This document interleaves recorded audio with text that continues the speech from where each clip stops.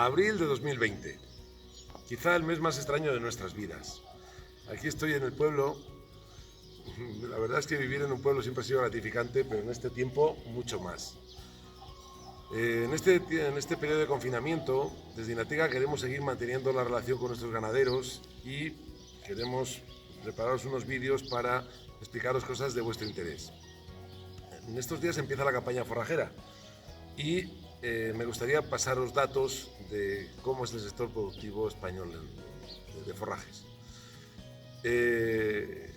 Para mí, tipificar bien un forraje es la labor más difícil que tenemos los nutrólogos. Cuando el forraje está bien valorado y tenemos forraje de calidad, las raciones son mucho más eficientes. Cuando quizá la producción de forraje es lo que más imbrica la agricultura con la ganadería.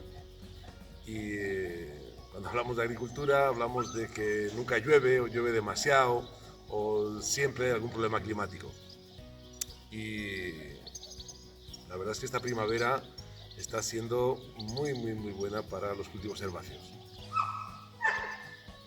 Con todo esto vamos a empezar a hablar un poquito de agricultura.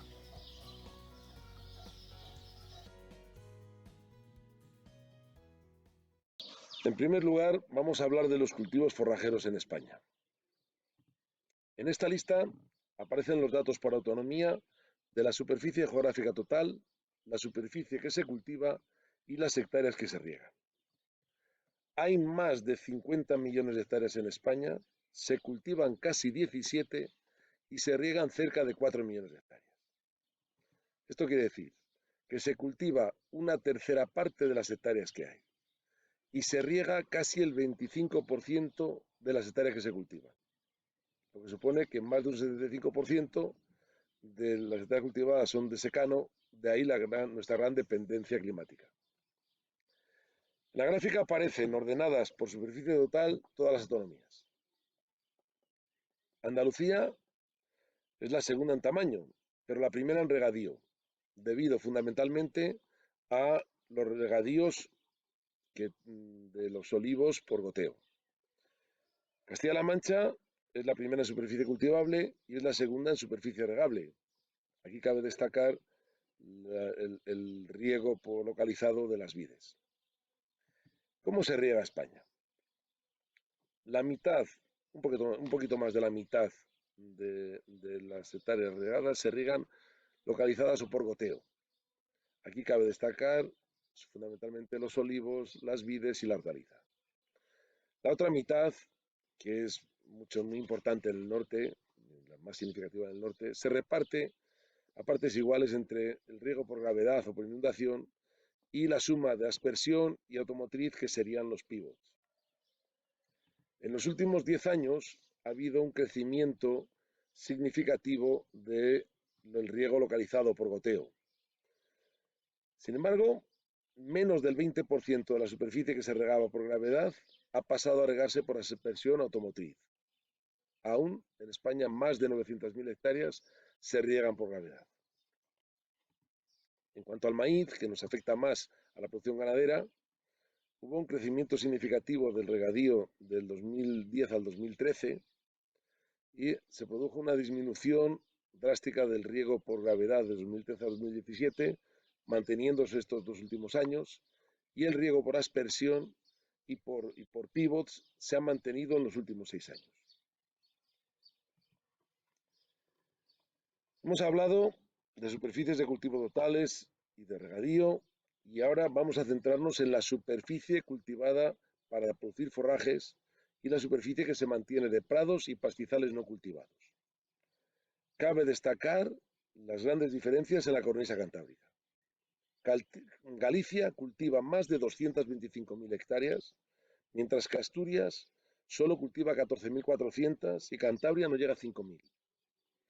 De maíz para forraje, en Galicia se siembran 70.000 hectáreas frente a las 7.000 de Asturias o a las 5.000 de Cantabria. Esta diferencia se invierte en los prados y pastizales. Más de 1 de cada 4 hectáreas que se cultivan son para forrajes. Y de prados y pastizales hay casi la mitad de hectáreas que de todo el terreno que se cultiva.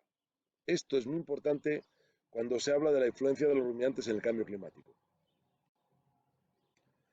En la gráfica aparecen, por orden de producción de leche, los datos de las toneladas de leche vendida por hectárea cultivada de forraje. Para mí este dato es clave para estimar la dependencia de compra de forraje. Los datos son claros. La media son 7.400 litros por hectárea cultivada. Y aquí se evidencian las diferencias de la cornisa. Galicia solo produce 12.400 por hectárea, mientras que Asturias está con 38.000, Cantabria cerca de 87.000 y el País Vasco 162.000. Murcia tiene una gran dependencia, aunque la producción de leche es baja, y es de destacar la diferencia entre las islas. Mientras que Baleares tiene una elevada producción forrajera, Canarias tiene una dependencia casi absoluta. ¿Cómo han evolucionado los cultivos de forrajes? El maíz subió mucho hasta el 2014 y luego se ha mantenido estable. La alfalfa está estable con una ligera tendencia a la baja. La aveza tiene picos dependiendo de la producción, pero parece una tendencia ligeramente al alza. Lo que es claro es el gran aumento del cultivo de otros cereales, de los cereales de invierno y sorgo. Las praderas se mantienen, reduciéndose ligeramente. He incluido los datos de las nabos y las coles porque se sembraban 4.000 y pico hectáreas y ha bajado a 2.000, y el maíz en grano, que lo he incluido aquí porque se puede utilizar en parte para la producción forrajera. Hemos subido casi 45.000 hectáreas de maíz y más de 140.000 hectáreas de otros cereales forrajeros.